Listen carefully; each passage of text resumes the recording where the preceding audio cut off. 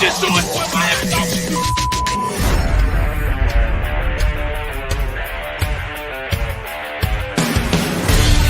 The pressure, he's in trouble. Loses the football. Touchdown! Got it! You have got to be kidding me. Jalen Waddle. It's a Dolphin touchdown. Throwing deep upfield on the near side. Man open. Touchdown! Looking deep. He's got it there. Touchdown! The run from Tua Tagovailoa. Touchdown! He's going deep. He's got it for a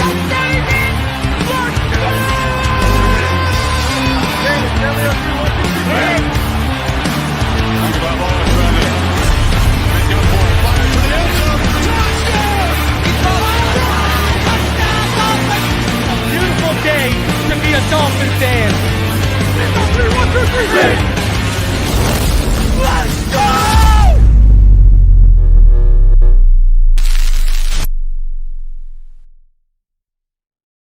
You're listening to Fin Too Deep. Tua back to throw. Blitz coming. They get to him. No, he takes off running. And he's in. Touchdown, Miami. With the sixth pick in the 2021 NFL Draft, the Miami Dolphins select Jalen Waddle. Giving you unfiltered, informed, and controversial takes on the Miami Dolphins and the NFL Draft. Here's Reason. What is good, Fin Nation? What's good? It's your boy Reason, and we are back here for another one as we premiere Fin Too Deep now every Thursday here on Phinside The NFL. You will still be able to catch the audio on Spotify, iTunes, Stitcher, wherever you catch us. But now we are going to add a visual element to it. Neal, we got a new logo. We got everything but the new intro, and the new intro's in the works. It's and hey, it's a hopeful and fun time to be a Dolphin fan. After all, it seems every offseason is. But I will say, I want to get your thoughts on, just what's transpired over the last couple weeks since the Boyer firing, because people on this platform haven't quite heard everything yet. And man, how are you feeling? Because, the one thing I will say, man, this search gives you hope because it looks like they're in the right direction. They're rolling out the red carpet and they're going aggressive for the top guy available. And it almost seems, Neal, to an extent of, all right, Mike, you played ball with us last year. You let us keep Boyer. You let us keep Crossman. Now we're going to give you your shot. We should have listened to you last year, but now we're going to roll out the red carpet and we're going to go extra hard to get the guy you wanted to try and rectify not listening to you in the first place. So how are you feeling with this whole Fangio search, the Boyer firing? How are you feeling as a Dolphin fan right now, Neal? Well, first of all, excited to be on video here. Two handsome faces that, you don't get it on audio. So happy to be here. But, coming off the heels of the season, right? Like, it seems like the demeanor for a lot of fans is Super Bowl or bust, which is, hell, man, we haven't even won a playoff game in 21 years. Let's slow our roll, right? Like, I think us checking that box with Mike McDaniel in his first year, getting into the playoffs, was a huge tone to set for the, Mike McDaniel era.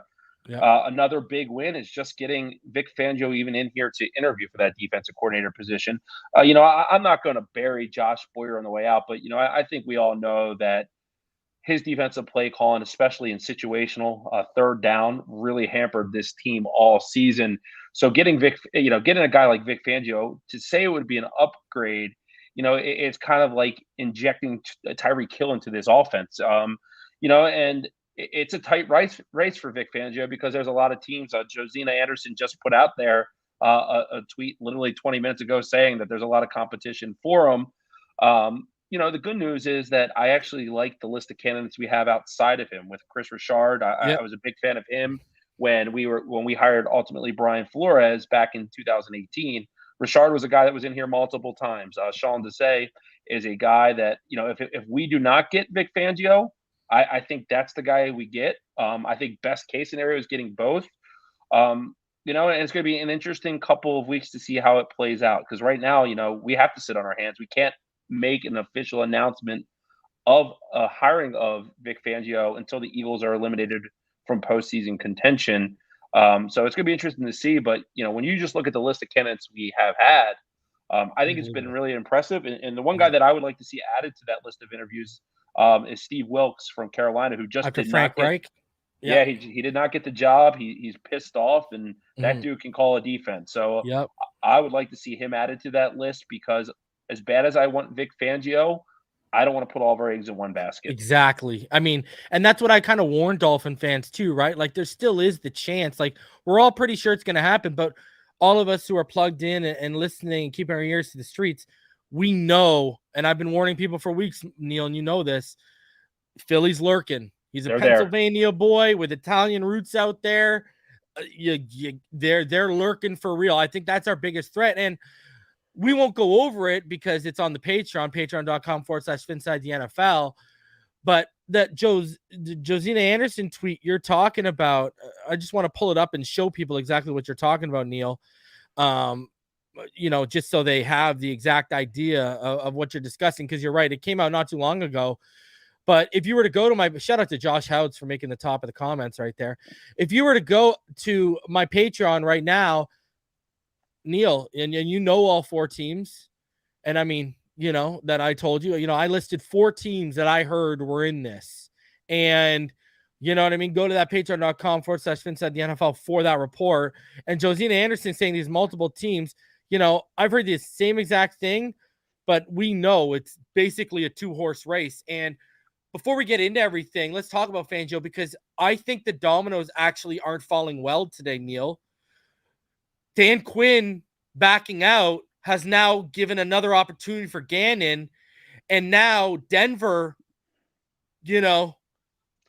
they're all of a sudden they're becoming a quiet favorite to bring in D'Amico Ryans. It's no Right. and we know Houston and Houston's pretty much down to D'Amico and Gannon, right? And so if D'Amico goes to Denver, all of a sudden Gannon's in a race with really no one. Like, Right. you know what I mean? So, and I wanted to ask you, and speaking of all that, your thoughts on all that, because they're not falling in our way in terms of how these jobs are getting filled up. But your thoughts on that, because me and someone were talking about it today, and we just, how would you pick Denver over Texas? Like there's so much capital in Texas to be spent, and they have a lot of good young pieces, Derek Stingley, Petrie, the safety. Offensively, you got good pieces, Damian Pierce, et cetera, et cetera. What are your thoughts on where you see D'Amico Ryans winding up? Because I think Houston's really the only team I'm hearing Gannon. Right. Yeah. And I'm with you on that. The way I look at it for D'Amico Ryans, right? Like, look at what happened to Lovie Smith during his tenure there. Look at what happened to the coach before Lovie, the guy who was the David. God, I'm drawing a blank on his name. The wide receiver coach from Baltimore. That coach there, that was one and done. The way they've treated their coaches previously, is something that would deter me from a talent standpoint. When you look at draft capital, Houston's the more attractive, place, but that front office would make me nervous. And I am nervous that if D'Amico Ryans chooses Denver, then the dominoes start to fall against Miami here, because Sean Payton, the only place it looks like the possibility for him is Arizona at this point. And it seems like Houston is in on the Eagles defensive coordinator. So it's going to be interesting. The one thing that I think actually helps Miami's position is if the Eagles keep winning, because I think Houston's going to have to get desperate to get a new coach eventually. As look, they have the number 2 pick in the draft. This is a crossroads for their organization. And it's hard to start doing a lot of that draft work without a direction from a head coach. And I know, the GMs make the draft picks, but the good organizations allow Where's their head Brian coaches. Flores when you need him, Neil? All right. Right. Right. No, you're 110% right. Like now you're getting in free agency, in a couple of days. It's about to be just over a month away. Right. And then the draft is, and someone said on Twitter when they saw that we were bringing this to YouTube, they're like, perfect time, just in time for draft season. So don't worry, we'll keep all of y'all informed every week for the draft. I got to ask you, everyone's heard my opinion on it. How do you see this playing out? So I think the Dolphins getting a chance to meet with Vic Fangio and give a pitch is a very beneficial thing because we know that Stephen Ross has deep pockets and does not let competition, cause any ruffles in it. He'll pay. He'll pay. He'll make Vic Fangio the highest paid defensive coordinator. The tough part is that he's already under contract with the Eagles. He's there. They probably have better lasagna there than they do in Miami. But long story short, I could see a scenario where he ends up back in Philly. Yeah. And I think it's like a 55-45 where he's probably likely to land in Philadelphia. But I don't think Miami's out of it. There's a lot of respect from Vic Fangio to Mike McDaniel. And there's a lot of respect for Mike McDaniel in the media, across the league, other coaches. And I have to think that we impressed him. If he was in Miami, he came to the headquarters. One thing, we might not always make the right draft pick, but we sure know how to wow free agents and potential coaches. So I think it's really too tight of a race to call at this point. Where if I had to pick with a gun to my head, I think that the Eagles are likely. But maybe Houston, maybe the Eagles win this week, and then you have the break because of the Pro Bowl, so that it would be 3 weeks. Maybe Houston, panics and starts getting other head coach candidates lined up. Maybe somebody comes out of left field, because that's a fluid situation. You see every day a new coach is interviewing somewhere. Like Brian Flores, for example, interviewed for the DC position in Minnesota today. So, it's a very fluid situation. Look, I think Vic Fangio would be the haul of the offseason, and I'm not going to hold any punches. He's number one on my list. I think he's the best defensive coordinator out there. I think he's a top 3 defensive mind in football. I think Bradley Chubb, Jalen Phillips, Javon Holland, they get to eat under a defensive coordinator like that. Well, that's where I look at this. I'm trying to objectively sit back and look at this, and it's like that Philadelphia defense is very aged and due for a turnover. While you look at us, we have a lot of young pieces, but where we need the serious turnover, i.e. the second level, that's his specialty. Adding another safety isn't really that difficult. We even got options that you could throw Needham up there. You could keep Roan up there and use Brandon Jones in packages and sub packages. Like, you could use them in package situations, whether you're going box or too high, right? So, there's just a plethora of options here in-house. And the one thing is, how old is Fletcher Cox? Are we talking mid-30s now? 34, 35? Yeah, and he's on a 1-year deal, and he's probably out the door. I think Brandon Graham's on the way out the door. Darius Slay's no spring chicken by any means. Yeah, he's 30. TJ Edwards. It just feels like there's going to be a lot of turnover over the next 2 seasons, whereas over here, it's sunny South Beach. You're 64 years old. You can, for all you Seinfelds, Boca Del Vista, Del Boca Vista, you can go down there, get your 4:30 buffet, use your calculator or use your pen that writes upside down, whatever you want to do. 4:30, you can be tucked in at 6:30 at night, right? Del Boca Vista, nice South Beach, Florida. So, and then you look at the roster, when you keep it to football, it seems, I don't know, man. It seems like the Eagles are more of a lightning in the bottle this year. While you look at the makeup of our roster offensively and defensively, this is like building into something that could be sustained long-term success. And quite frankly, it could be a shorter window. If he's looking to be a head coach again, it could be a shorter window or shorter path to that destination by being the defensive coordinator in Miami. I just look at what we have to offer, and it just, I don't know. And like you said, I've heard Stephen Ross has basically said, hey, there's no dollar amount. What do you need, man? And Reason, one thing to mention, for sure is, look, we scrimmaged with the Eagles for a week in Miami in the preseason, and we beat the hell out of them. Their beat writers were taking to Twitter saying, wow. That was their first joint practice loss. That was their 4th joint practice, and that was their only joint practice that all the Philadelphia beat writers were saying they lost. Because remember, our second got canceled, right? Yep, with Tampa Bay, right? Was it Tampa? No, remember the second with the Eagles. The second day. We only had one day. Yeah. I would hope that Bradley Chubb picks up the phone and calls his old defensive coordinator and gives it a plug. Like, coach, come down here. Let's reunite. This boy Jalen Phillips is a freak. Christian Wilkins is absolutely unblockable on the defensive front. You got a guy in Javon Holland who, if you allow him to play center field safety, is going to be one of the best center field safeties in this league. You still got Xavier Howard. I know he didn't have a good season, but look, Xavier Howard, I still think has some football left in him. And you got a coach and a general manager that they need to fix that offensive line, and we'll talk about that. But when you look at the offense in totality, they spent a lot of the resources last season, right? Connor Williams, Terron Armstead, Tyreek Hill in the draft when they got Jalen Waddle, right? They spent a lot of resources focusing on improving that offensive line, and they took a Herculean jump all the way up to the number 6 offense in football. The resources that they have this offseason, I think are going to be defensive heavy. I think they're going to be a focus on rebuilding the secondary, and I think we're going to completely gut and revamp this linebacking core. And when you know that, and you have an owner and general manager that have a lot of cap flexibility and have the desire to go win right now, Stephen Ross is 83 years old. They're ready to win.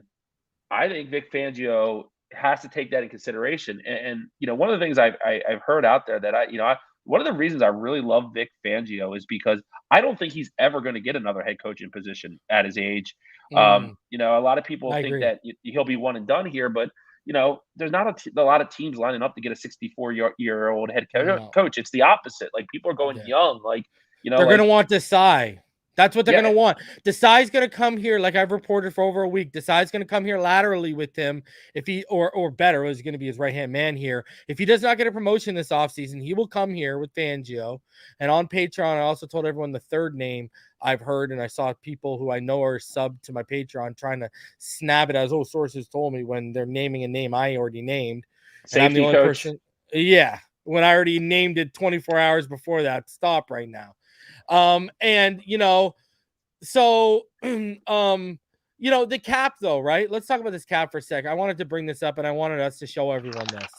Yeah. Because Neal, everyone says, how are we going to do that, Neal? Right? Like, you're crazy. Why do you Reason, I think it's shocking that I've seen people say that Neal Driscoll's a Miami Dolphins salary cap expert, because I am not by any means. No. I use the resources that are out there to get an we're idea about to show you one of those resources. I don't have a database or anything like this. I utilize the resources that are available to everyone over the cap, for example.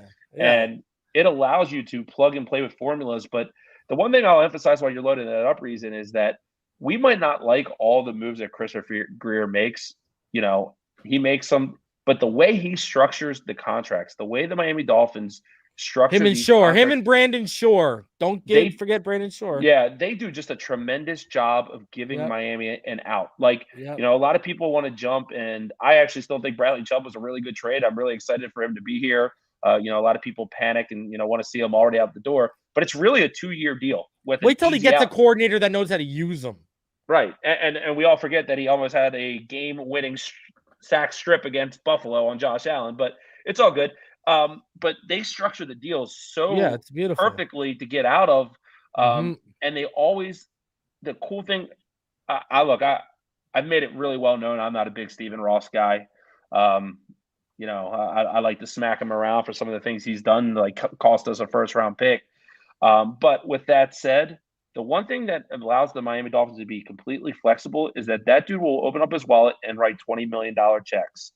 And I literally don't think that every owner in football will do that. You see organizations all the time that they hold their wallet closely. They won't write those checks.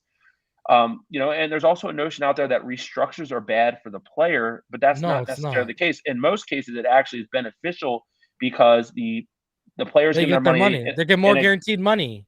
Right. In an accelerated fashion. So let's show this. Let's show this. Okay. All right. So I want to show people what I've done here. So this is restructuring Tyreek Hill. Well, Reason, Neal, he didn't want to restructure in Kansas City. Neal, do you want to handle that, or do you want me to handle that? Sure. I mean, look, it's a different scenario. Kansas City was asking him to take less money. That's a whole different thing. Is a part that can be a restructure where you say take less money. We've done it recently with Jerome Baker. And he restructured. Yeah, he did restructure. But with Tyreek Hill, we're saying, you know what, buddy? We're going to move your money from a check that you get every week of the football season, and we're just going to pay you in a prorated bonus. Yep. And because of that, you can restructure Tyreek Hill and Well, save let's show $19 everyone million. this. Yeah. Let's show everyone this. Okay, so 2023 season. If you look at the top here, guys, total liabilities, team salary cap. Well, you see we're in the red, 16.253 million right now, and I haven't submitted any of these. Okay, so what we're gonna do, Neil, is we're gonna restructure Tyreek, we're gonna restructure Bradley Chubb, and we're gonna restructure Teron Armstead. We're guaranteeing them more money up front. All right.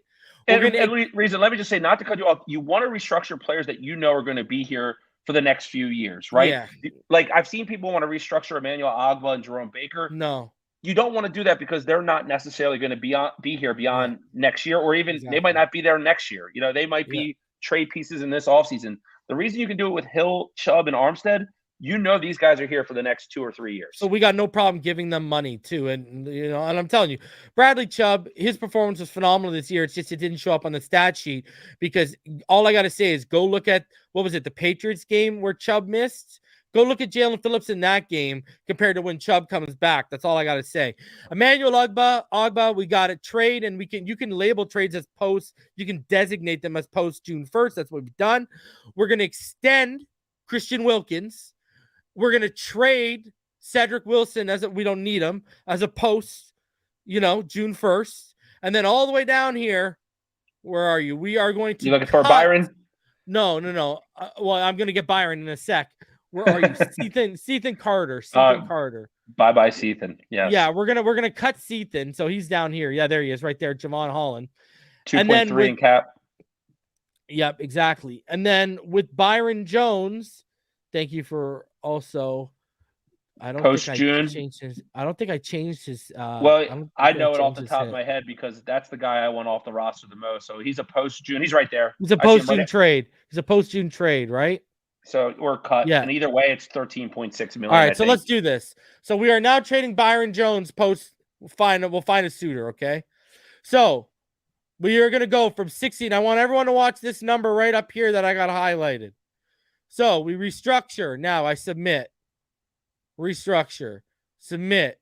Restructure. Submit. Restructure. Now we're going to trade Byron. We're going to trade Ogbah post first, okay? We're going to extend Christian Wilkins, all right? We're going to trade Cedric Wilson, all right? Then, where are you at, Sethan Carter? You next on the hit list. You can't dodge me for long. How's he even on the team anymore? I know, eh? So then we're going to cut Sethan Carter. Look at this number, Neil.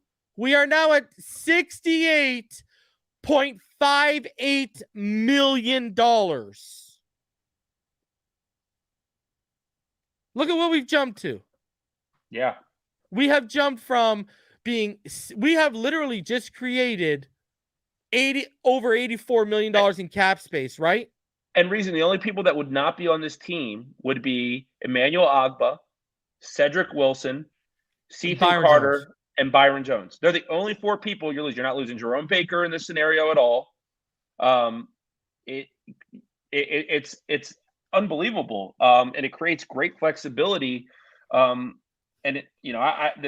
move that needs to happen now while we're all waiting is the Christian Wilkins extension. Like, let's get that done. Yeah, well, that's going to happen. What happens with Fedulum? Do you know?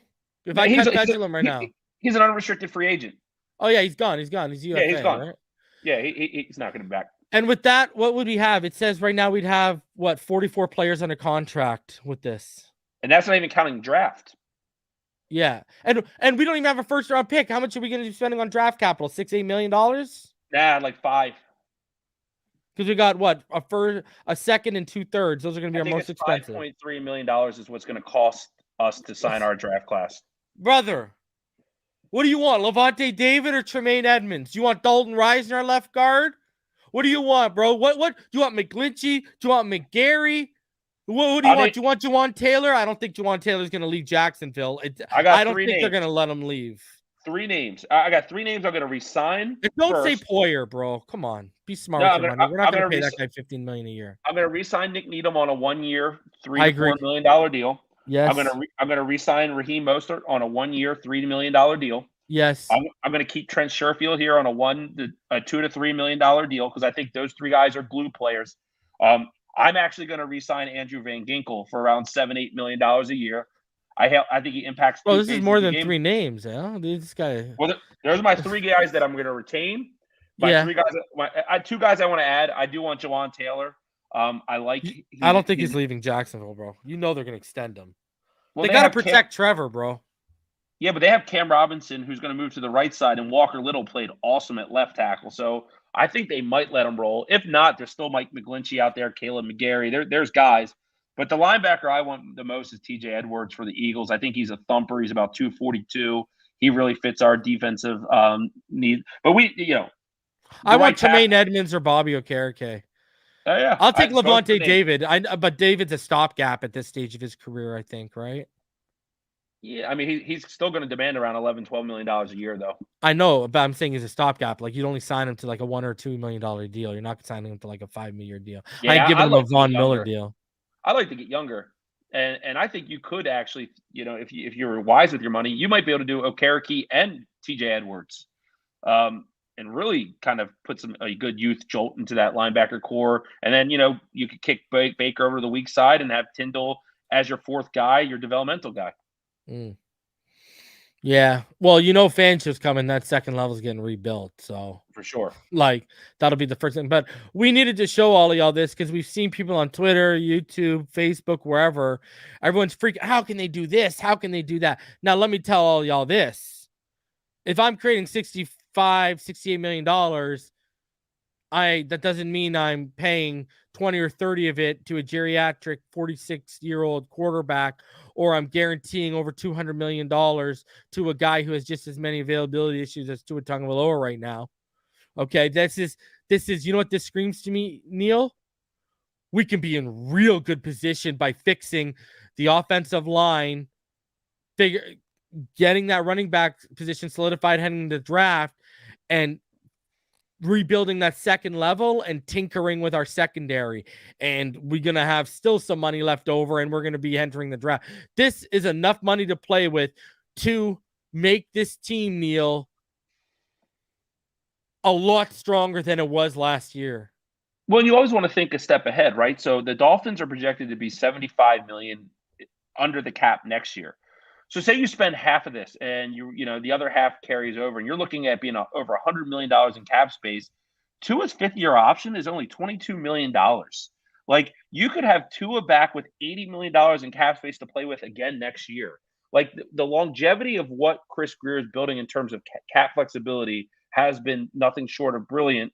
We need to I think we need to start creating that surplus of draft picks again, and that will come. But I think depending on what we spend this offseason, we could get potential compensatory picks for a guy like Mike Gesicki. So it'll be interesting to see how all that pans out.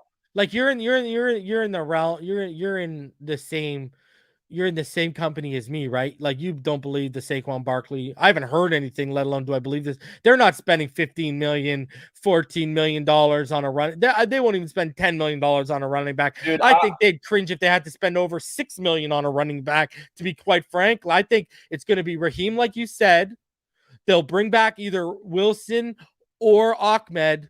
And I legitimately think they're going to target some of the guys me and you like, and I've been talking on the audio version of this podcast, in the second or third round. I legitimately think they're going to invest in I think if Devon A-Chain sitting there, if Zach Evans is sitting there when it makes sense. Zach Charbonnet. Yeah. Oh, I think Zach Charbonnet is going to be gone before we pick, bro. I think have y'all seen everyone's catching up to you got me on him last year, and now everyone's catching up to us, Neal. Now all I see is Zach Charbonnet. Everyone Dolphin fan now wants Zach Charbonnet, and I'm like, me and Neal been talking about this for like a year, bro. Neal's the first person I heard talking about this guy.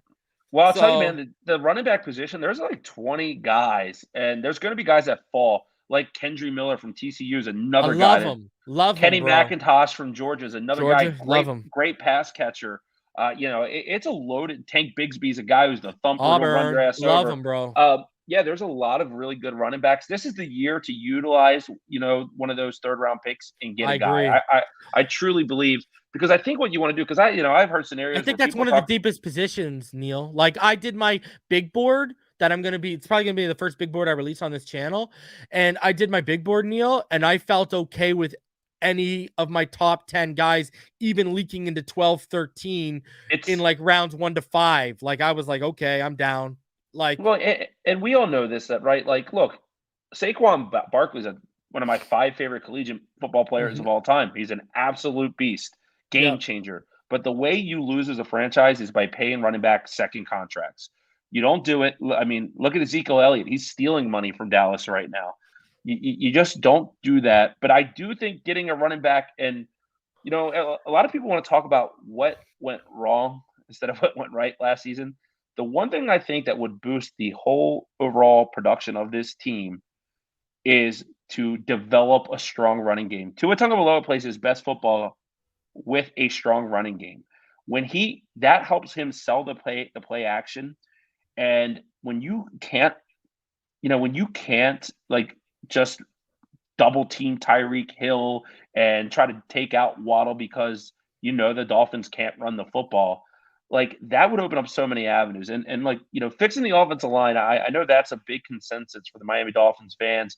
And man, I want to start at right tackle. Like that to me is honestly the biggest problem we've had on offense last year. I don't care if it was Greg Little, Brandon Shell, whatever jabroni Hammenegger you want to throw out there. They didn't do the job.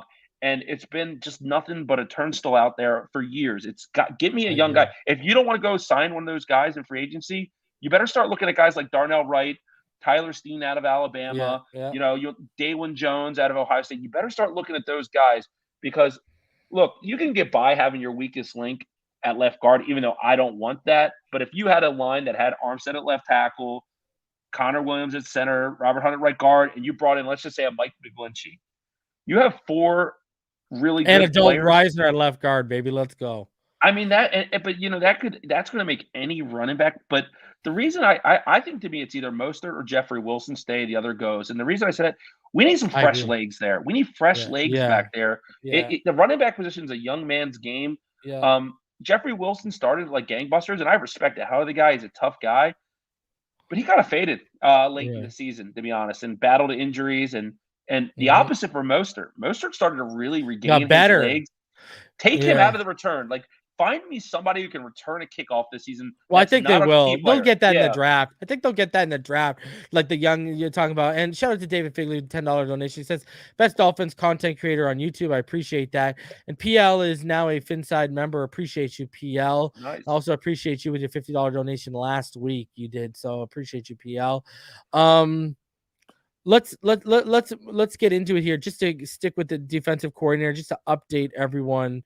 Neal, Anthony Campanile, it was announced today that Anthony Campanile, and linebackers coach Anthony Campanile will interview for the team's defensive coordinator job on Friday per source.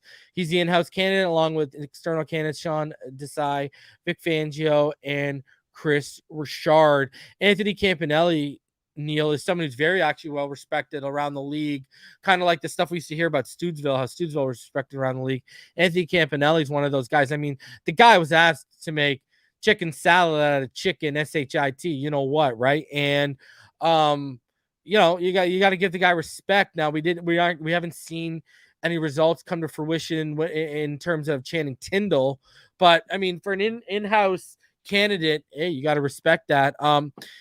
What are your thoughts on Anthony Campanile? To be honest with you, I think he's well beyond 4th on that list. Yeah, he's not going to get the position, but I think it looks good for the Miami Dolphins to do that, right? It's like when you're at your job and your boss takes you out to lunch and talks about your future. It's a good look. He's setting up the tone that, look, you're appreciated here. We really like the things you're doing. We want to start getting to know you better because here's another thing. You get a guy like Vic Fangio in here. This guy might be your DC in 4 years. Like there's that could really happen. So I think that you always should look in-house, and it might not always pan out, but you owe that guy an interview. And we did it with Darren Rizzi before when he was a special teams guy here. And I always thought that was God. Don't you wish we didn't let him leave the building after Danny Cross? Danny Cross was bad. Man, that guy's got more lives than a cat. Danny Crossman. He's come still on. Here. Listen, Neal. People ask me, why is Danny Crossman here? The reason Danny Crossman's still here is Vic Fangio. They saw the interview started getting announced with Fangio. They're like, all right, boy, pack your bags. We're moving.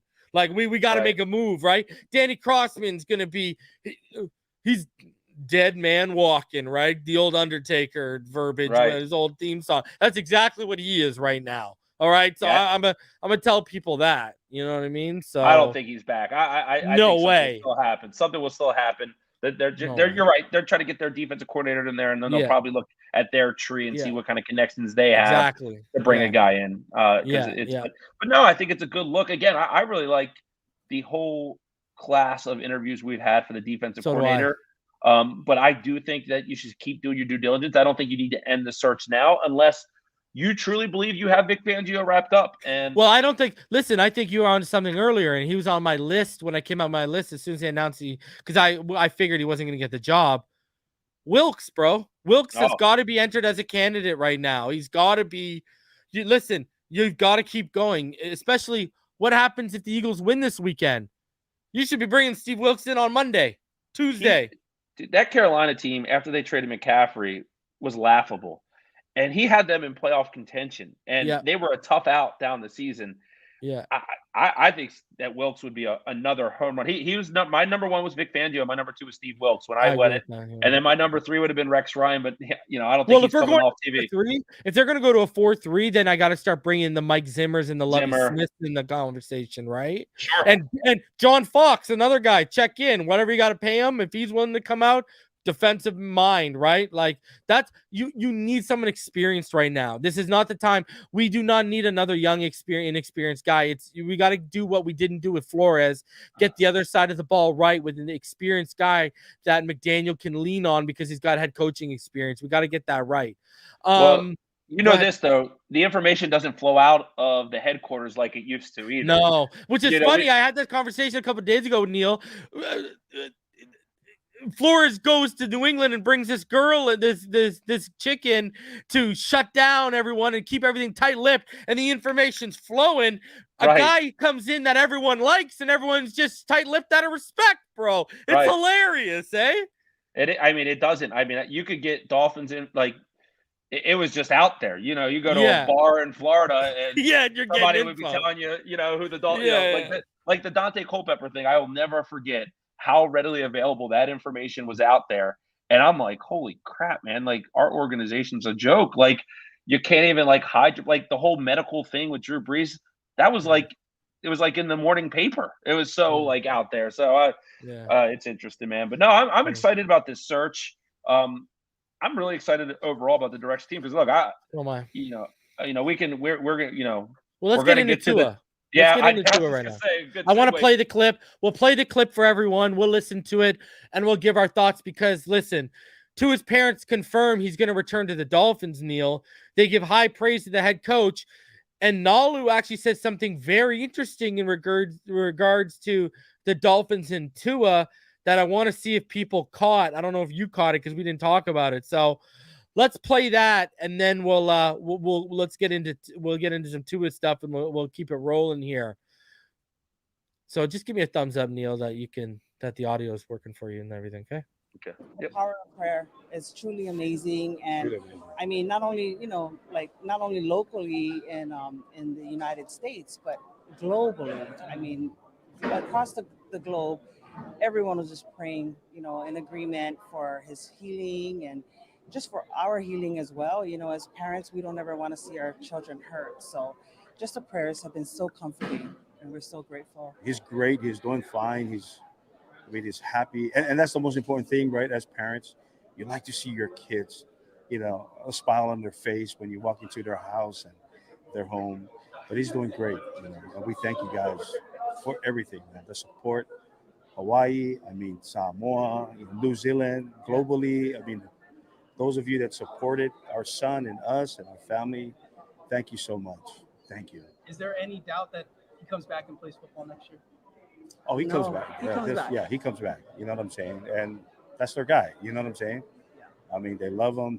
We love them and what they're doing and how they're, helping him with his recovery and everything else, trying to get him back. Still going through his protocol, but, man, we're grateful for them too. Very thankful for Miami, the organization, the owner, and so as Greer and, as a GM, head coach Mike. That guy's special. Very special head coach. What did he say, Neil? He's their guy. Yeah, bro? He's their guy right there. And then he goes on to praise Greer and McDaniel, calls McDaniel special. I'm telling y'all right now, save your breath. I don't want to hear the spaces. I don't want to see the panels. Right there, he's their guy. Tua Tagovailoa is going to be back. Now they're going to have a contingency plan in place in case he gets hurt. But Baker.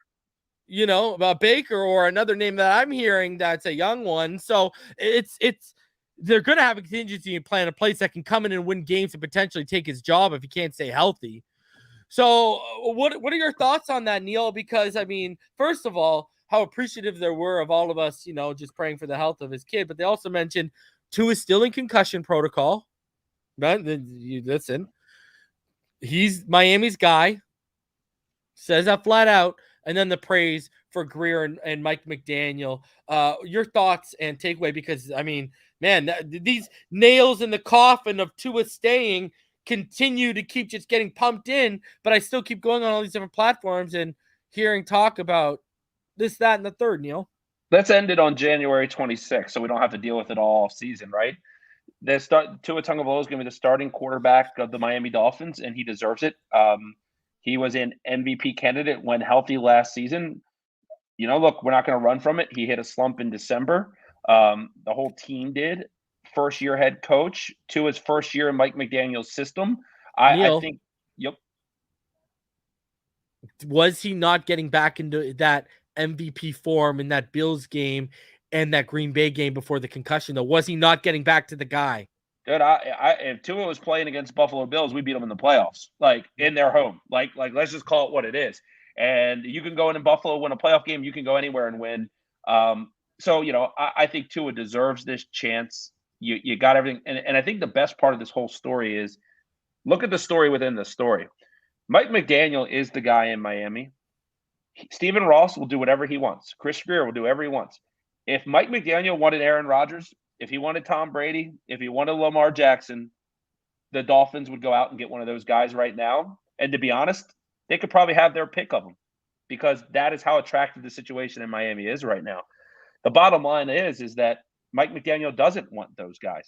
He wants to keep rolling with he's developing. Darrell Bevel, who I think is the MVP of the Miami Dolphins season last year, he literally said he had a promotion offer, an interview to go Commanders and Jets. And he said, nah, I'm good. I'll stay here in a lesser role. You don't do that if you don't believe in the quarterback or the coach. Yep. So, and look, I'm not going to act like I haven't got critical on Tua or Mike McDaniel. I'm a fucking I'm a roller coaster. And Reason's always talking me off the ledge. And, it's one of those things that at the end of the day, and I will put $5 in the swear jar, but at the end of the day, this shouldn't be a surprise to anybody. It's the right football move. Continuity is key. One team wins the Super Bowl every year. You don't win the Super Bowl and everyone wants to blow up everything and start all over. You tell me freaking 7 quarterbacks better than Tua Tagovailoa in football right now. I don't want to hear Kirk Cousins. I don't want to hear Derek Carr. It's a joke. They've never played at the level Tua played this year. I just think it's laughable. There's not elite quarterback trees that grow in people's backyards where you could just pull a Patrick Mahomes off. We had no opportunity to ever get Joe Burrow. Let's live in the reality. And the reality is that Tua Tagovailoa is the starting quarterback of this league. After the games this weekend, Tua is going to be named as the first alternate to the Pro Bowl. And you could say the Pro Bowl means nothing, but hey, the coaches voted it, the fans voted it, and the players voted it. And how many Pro Bowl quarterbacks have we had in the last 22 years? Wait, Cleo Lemon never made the Pro Bowl? No, well, he might have when Joey Harrington did too, right? Yeah, right. But no, I just think Tua deserves this. The offense, a lot of the errors and issues we saw with clock management, time management, and I'm going to give Alf and the guys at 3 yards per carry this because I heard this from them, and it was a really good point. There was no coach in football worse than that stuff than Zach Taylor 2 or 3 years ago. He was awful. He was. And people wanted. Right now, he's on the verge of going to another Super Bowl 2 in 3 years.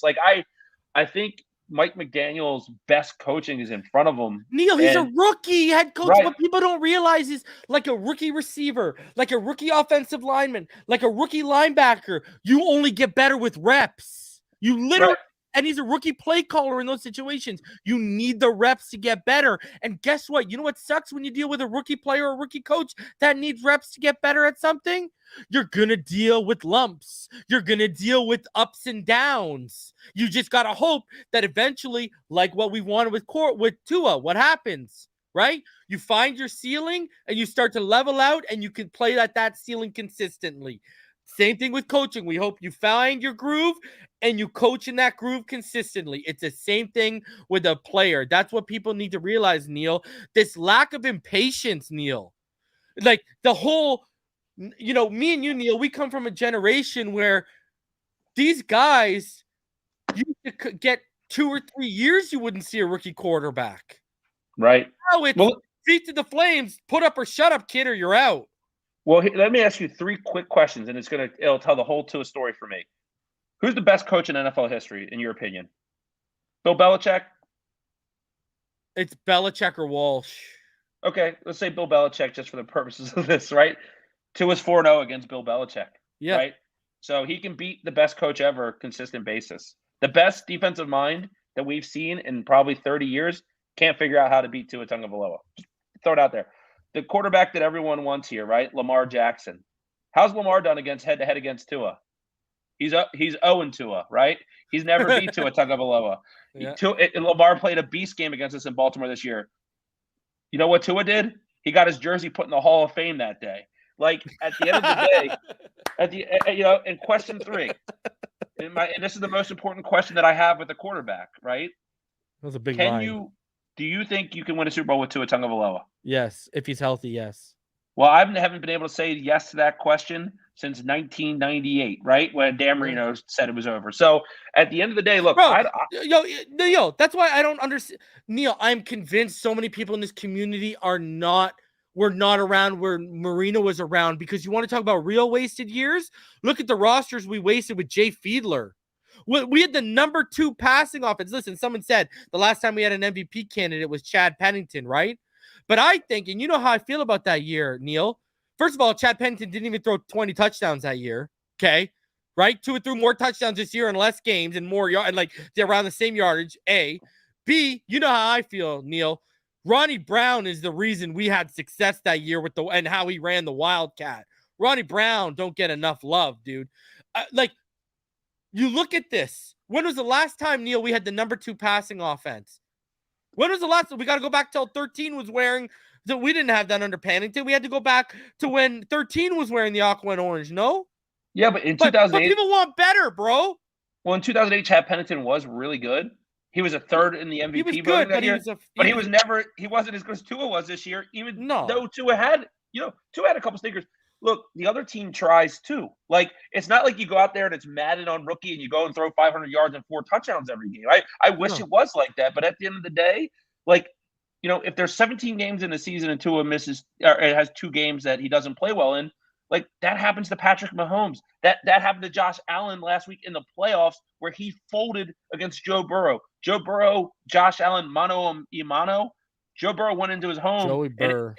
And he ate his leftovers and said, "Hey, thanks, I'm going on to the next round." Right? Like, at the end of the day, like the other team tries. Now, I'm not going to act like I don't have concerns about Tua Tagovailoa's availability. I'm not going to call him. It's his availability. We cannot argue, and we will not. We will not argue, people, and we will not defend Tua's availability because you can't. Okay. The only silver lining you can say this year is that he cleaned up the ticky-tacky injuries. All right. And you know what's going to happen with the head stuff when you listen to neuroscientists and physicians talk about it? What's going to happen, Neil? By the time the new season starts, his brain baseline is going to be what it was before the concussions, because we're not dealing with a guy, Neil, like Sidney Crosby, who had to sit in dark rooms and couldn't watch TV for months and would get headaches if they were under lights. We're not dealing with that. That's when you got to start worrying about, should I continue, blah, blah, blah. We're dealing with a guy where his symptoms last a day, hours, a day, or 2. You know what I mean? We're not dealing with unbelievably ridiculous stuff here. So that's, listen. You can't count on anyone's health. You can't count on anyone's health in the NFL, it's right? Football. Like, Joe Burrow missed the whole football season. Lamar Jackson's missed more games than 2 in the last 2 years. Like, people get hurt. The quarterback position, you take a lot of hits. Like, it is what it is. Look, I'd rather have with all due respect to Tua, his health and as a fan of Tua Tagovailoa, if he was coming off back-to-back ACL injuries, it's a whole different story than him having a couple concussions. And I'm not taking light of concussions. You don't see PhD underneath Driscoll there. I am not a doctor. I'm not going to pretend to be. But at the end of the day, look, Tua's going to get cleared, and physically there'll be nothing holding him back from getting better this offseason, right? Like, Reason, you and I both talk to Nick Hicks' trainer all the time. And the growth that Tua showed from 2 years ago to this year was as big as a leap as anyone in football took. The only person I could say it was even close was Geno Smith, because Geno went from being like out of the league that took like 7 years. Right. And I don't know if you saw yesterday, but someone mentioned that you should take Tua to martial arts class, because the first thing that's what I've been saying on this channel, bro. Dude, I've been saying, I got people in my comments who take jujitsu and everything, and they say the first thing you learn is to fall. Now, what I was saying was, people in my comments, we've been talking about this on this channel for weeks. What I'm saying is, because I like up here where I live, when I was in my teens, you know what was big up here was the punk scene, right? Right, like when all the punk music was popping off in the early 2000s and late 90s and stuff. So the skateboarding scene, right? So what I would say is take this guy to a skate park for 4 to 6 hours.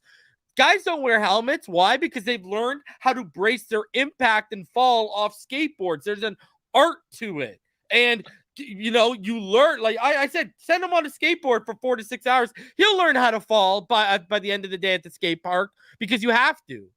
It's worth keeping Tua and investing in his backup, because he has that much upside. And, look, you and I have talked about like Derek Carr, for example. I love Derek Carr. I think he's a top 12 quarterback in football, but I'm not taking him over Tua Tagovailoa. I think that's insane. I actually think that's a laughable comment. I really do. Like, it just like, I think the obsession with Tua that's really, really weird is that so many people want to be right, and there's only two sides. He's great and he's awful. There's no middle ground. Like, for me personally, one of the things I like about Tua the most is the dude's an absolute warrior. Like, he's a multimillionaire. He doesn't have to keep going. He doesn't have to keep sacrificing his body. Look, Andrew Luck, what happened to him when he got concussion? Buddy, he would have been like, peace out, guys. I'm out. He did do that. He peaced out. Andrew Luck peaced out. And, look, that's his personal choice. Tua Tagovailoa keeps getting back up and fighting for all these fans. And getting at back the end of the day, bro, he went into a game in Buffalo early this season when we all clearly know he got his bell rung, whether they'll make it official or not. And he had the best throw of the game against Josh Allen, who was an MVP favorite, and his offense had 93 snaps, and Tua still had the best throw of the game. And because that throw led to the touchdown, that Waddle throw, right? Up the steam. That led to the touchdown. We won the game because Tua came back, and his world was rocked. Like, I think where I think they messed up. This is where I think they messed up, Neil. He shouldn't have played the Bengals game. He got rocked against. He should have sat out that game on Thursday night. Yeah. And they only gave him 5 days when they should have given him probably about 2 weeks. He should have been off for about 2 weeks right there. He should have been off for at least 2 weeks. Right. That's where they messed up. And that's what you listen to neuroscientists and neurophysicians, and that's what they say. That's why they're all convinced about the Bills, is because of the short period of time. In a short period of time after you have a concussion, you are the most susceptible to having another one. And look at how quickly he had one, and this one he just fenced. So he had the fencing motions. So it was clear he had one against the Bengals, but he got back in there because we know what it is, Neil. I mean, our Capitals and Penguins are playing tonight and right now. And dude, you know the Crosby deal that ended up being something in the neck that a chiropractor fixed, right? Like, and what happened with the Bills one? What were they saying, Neil? It's my neck. It's my neck. And people don't know that in the neck, there's nerve endings that can affect your concussions. It doesn't necessarily have to be a hit to the head. Yeah, we live in the world of exaggeration, man. You walk into some of these Twitter spaces and people are like, this guy's the worst player I've ever seen, like blah, blah, blah. Like number 2 passing offense in the NFL, and you figure that one out, bro. I mean, dude, I've seen people because of one drop that are willing to trade Jalen Waddle. And I'm like, dude, if you don't have a Mahomes on the back of your jersey, or if, I'm not trading Jalen Waddle for many freaking people in this league, man. It is kind of laughable. Like, the dude drops one pass, and I look on Twitter, and freaking like 200 people are like, Waddle sucks. The dude has come in here and had back-to-back season. Dude, He had like, 1,300 yards, and what did he say? Well, my season was okay. I know I got to get better. you know what the funny thing is? Are you crazy? He's going to get better. He He's going to is! get better. It's Bro, like, this guy, what have I said, bro? This guy, by year 3, year 4, he's going to be top 3 in the NFL, top 5 in the NFL. And look he's already on his way, bro. This guy had the 3rd most receiving yards in a single season in Dolphins franchise history, and he said it was okay. yeah, I'm looking in the comments. There's a guy, Javier, in there who said the Dolphins won't make the playoffs again until 2028. Javier, if you want, right here in front of everyone, I bet you $500 they make it next year. Oh, there you go, big boy. And you got to put the PayPal down first, I'll put 250 in if you put 250 in right now. Let's do it. Let me top it up. Anyone can sit there and post a bunch of gibberish on the internet and be the internet tough guy and talk trash. Put your money where your mouth is. And one of our top moderators says he'll do 1,000. So let's go, baby. This is what you can expect every Thursday night. Let's keep it rolling, man.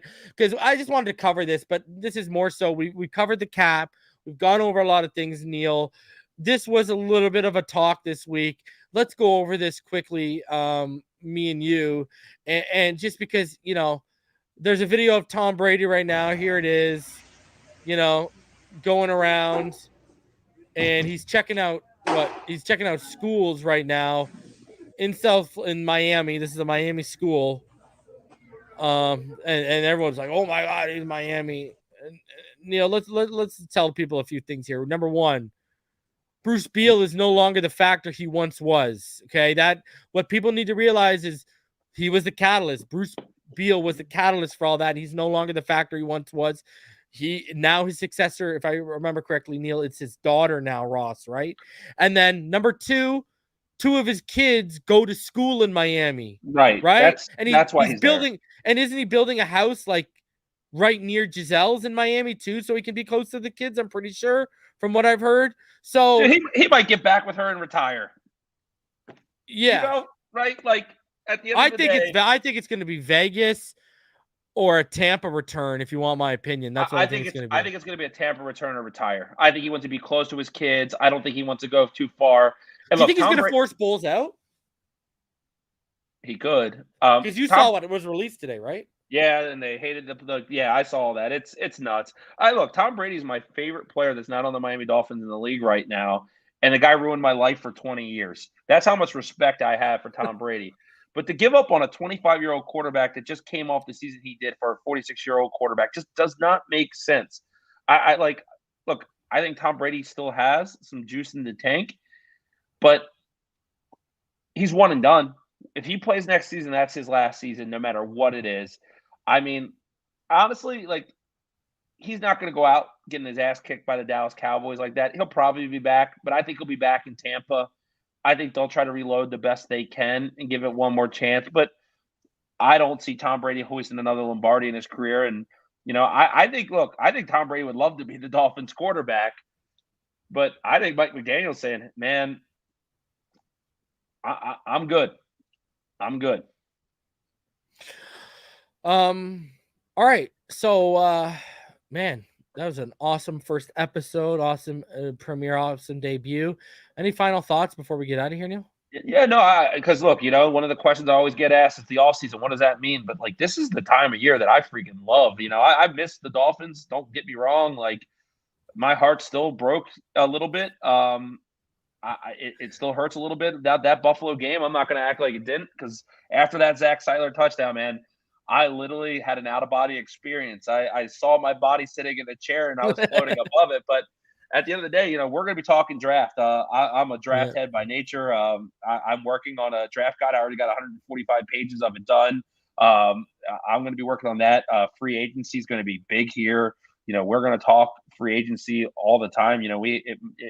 March isn't too far away. It comes fast, right? So, yeah. The thing I will not be doing this offseason is getting in Twitter wars, getting into arguments, getting into personal insults because I'm a Tua-neer or I'm a flip-flopper or whatever you want to call me. Look, man, call me, have fun at it. I'm not there for the drama. I'm excited about where this football team's going. We made the playoffs for the first time since 2016. Love it. And, I think that the best time is going to be the next 3 to 5 years with this football team. The best is yet to come. Right. I mean, look, the ante now is playoffs and a playoff win. Yeah. That's the ante. And you have a team like the last thing I'll say about like Tua that I love is that dude is destined for greatness. He's dedicated to this. He does not you're going to see videos of Tua working out as soon as he clears the protocol. This guy does not give up. What he built with Tyreek Hill and Jalen Waddle in the offseason, that wasn't fake. Those dudes love him. That locker room loves him. And with Tom Brady, if you guys don't listen to Tom Brady podcast, man, give it a listen. But Tom Brady said something that the most important thing about being a quarterback in the NFL is that your teammates love you, and then you go out there and play well for them. And you saw that with Tua Tagovailoa this year. Like anybody that gets on ESPN and just runs their gums for money and wants to be naysayers, Tyreek Hill came here and had his best football season of his life. Yeah. Right? Jalen Waddle had 1,300 yards in year 2 of this offense, right? Like, you don't do that if you don't have a good quarterback facilitating the ball. He is the ultimate Chris Paul at the quarterback position, and I mean that as the nicest compliment I can give. He's a distributor of the football, and watch out for this team in the next couple of years. It's going to be. Let's say Magic Johnson, because Magic Johnson won championships. You know what I mean? And another thing too, bro, once they get that running game fixed, I think once they finish he gets his personnel for the offensive line and they get that running game fixed, people are worried about that middle of the field opening up. That thing's going to automatically open up when we run the football well. So I ain't worried in any stretch of the imagination about that moving forward. And I think this offense, this is going to be the first time we see Tua in year 2 of the same offense since high school. And I think there's a chance that this offense is going to be upgraded and it's going to be potentially historic this year, man. So as long as everyone stays healthy, man, and that defense gets fixed the way it's looking like it might get fixed, this could be an exciting ride. And yeah, a playoff win might be the floor, and the AFC Championship or Super Bowl appearance could very well be the ceiling. Guys, I will be dropping my 3 Takes Thursday video tonight on patreon.com/Phinside The NFL. I will give 3 takes about the defensive coordinator search. As always, yesterday I dropped information on a name I am hearing rumblings about being a potential contingency plan for the Dolphins. It's a big name. It's a big name. House. Yep. And we've got a couple big Fangio updates on there. So patreon.com/Phinside The NFL. And when Neal drops his draft guide, we're going to be plugging it every single show here. So get ready for that. Listen, I appreciate each and every one of you. Enjoy your night. I will see all of y'all either tomorrow night or Saturday night. And we'll do the damn thing. Until next time, everyone, stay happy, healthy, safe, and blessed. Fins up all day, every day.